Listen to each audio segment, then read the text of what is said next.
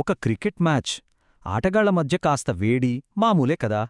కాని అదే match India Pakistan మధ్య అయితే అప్పుడు మైదానంలో జరిగే ఒక చిన్న సంఘటన కూడా ఒక పెద్ద తుఫానుగా మారగలదు. అసలు ఒకే ఒక్క సంజ్ఞ రెండు దేశాల మధ్య ఇంత పెద్ద వివాదాన్ని ఎలా రాజేసిందో సరే ఆ కథేంటో ఇప్పుడు చూద్దాం. అవును, ఆలోచించాల్సిన విషయమే ఇది. అంటే ఆటలో గొడవలు ఉత్సాహాలు సహజం, కాని ఒకే ఒక్క సంఘటన రెండు దేశాల మధ్య టెన్షన్ పెంచేంత సీరియస్ ఎలా అవుతుంది? ఈ ప్రశ్నకు సమాధానం దొరకాలంటే మనం ఆ కథలోకి వెళ్లాల్సిందే. సరే, ఈ కథ ఎక్కడ మొదలైందంటే ఒక క్రికెట్ పిచ్ మీద.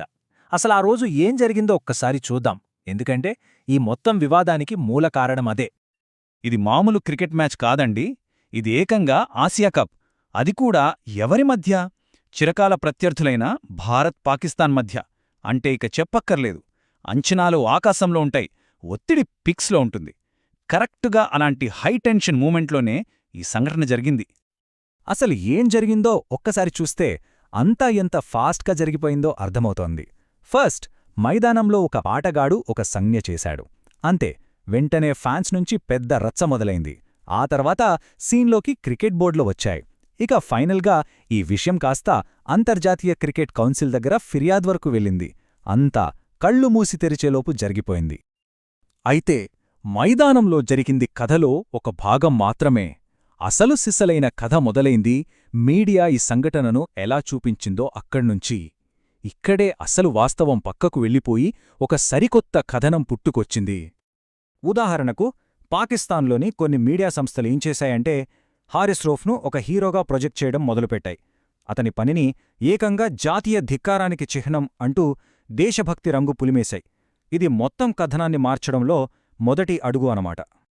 ఇక్కడ చూడండి, ఒకవైపు మీడియా ఏం చెప్పిందో, మరోవైపు అసలు వాస్తవాలేంటో ఈ రెండిటి మధ్య తేడా గమనిస్తే మనకే షాక్ తగులుతుంది. మీడియా ఏమో ఆ సంజ్ఞకు అర్థం 6 భారత యుద్ధ విమానాలను కూల్చివేయడమని చెప్పింది. కాని అసలు వాస్తవమేంటి? అది కేవలం ఆటలోని 6-0 స్కోర్కు సంబంధించిన సైగా. చూశారా, వాస్తవాలను ఎలా వక్రీకరించి దానికి పూర్తిగా కొత్త అర్థాన్నిచ్చి ఒక కథనాన్ని ఎలా సృష్టించారో ఇక్కడే స్పష్టంగా తెలుస్తుంది. సరే, అంతా బాగానే ఉంది. కాని ఒక ఆటగాడి చిన్న సంజ్ఞ ఇంత పెద్ద జాతీయ కథనంగా ఎలా మారింది? దాని వెనుక ఉన్న ప్లానేంటి? సరే, ఇప్పుడు దాన్ని అర్థం చేసుకునే ప్రయత్నం చేద్దాం. ఇలాంటి పద్ధతిని వివరించడానికి ఒక పదం ఉంది, అదే ప్రచారం, అంటే ప్రొపగండా. సింపుల్గా చెప్పాలంటే వాస్తవాలతో సంబంధం లేకుండా ఒక ప్రత్యేకమైన ఆలోచనను లేదా ఒక పాయింట్ను జనాల్లోకి బలంగా తీసుకెళ్లడానికి సమాచారాన్ని వాడుకోవడం అన్నమాట. సాధారణంగా ఈ ప్రచారం అనేది కొన్ని స్టెప్స్లో పనిచేస్తుంది. ఫస్ట్ ఒక సంఘటనో వ్యక్తినో ఒక చిహ్నంగా ఎంచుకుంటారు.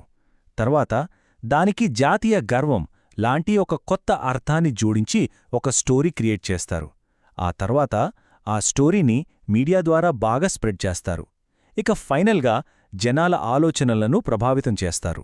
ఈ కేసులో కూడా మనం అడుగడుగునా చూసింది సరిగ్గా ఇదే. అయితే ఈ మీడియా కథనం కేవలం వార్తల్లోనో డిబేట్స్లోనో ఆగిపోలేదు. దీని ప్రభావం రియల్ వరల్డ్ మీద కూడా పడింది. అదెలాగో ఇప్పుడు చూద్దాం. ఇలాంటి ప్రచారం వల్ల వచ్చే ఎఫెక్ట్స్ చాలా సీరియస్గా ఉంటాయి. ఇది ప్రత్యర్థి దేశంపై జనాల్లో నెగటివ్ అభిప్రాయాన్ని పెంచుతుంది. ఇక రెండోది, ఎటువంటి ఆధారాలు లేని కథలతో జాతీయవాదాన్ని రెచ్చగొడుతుంది. చివరికి ఇది రెండు దేశాల మధ్య ఉన్న సున్నితమైన దౌత్య సంబంధాలకే పెద్ద ప్రమాదంగా మారుతుంది. మనం ఒక్క విషయం గుర్తుంచుకోవాలి, అణ్వస్త్రాలున్న రెండు పొరుగు దేశాల మధ్య మాటలకు కథనాలకు చాలా బరువుంటుంది. ఇలాంటి టైంలో బాధ్యత లేకుండా చేసే ప్రచారం ఒక చిన్న నిప్పురవ్వను కూడా పెద్ద దావానలంగా మార్చేయగలదు. సరే, ఇదంతా చూశాక ఈ మొత్తం గందరగోళంలో మనం దేనిపై ఫోకస్ పెట్టాలి? వాస్తవానికి కల్పనకు మధ్య ఉన్న ఆ సన్నని గీతను ఎలా గుర్తించాలి? మరి ఆ సంచలనం సృష్టించిన 6 భారత ఫైటర్ జెట్లను కూల్చివేశారన్న వాదనకు ఆధారమేంటి? ఎంత? ఈ ఒక్క నంబర్ మొత్తం కథను చెప్పేస్తుంది. 0. అవును, 0. ఒక్కటంటే ఒక్క ప్రూఫ్ కూడా లేదు.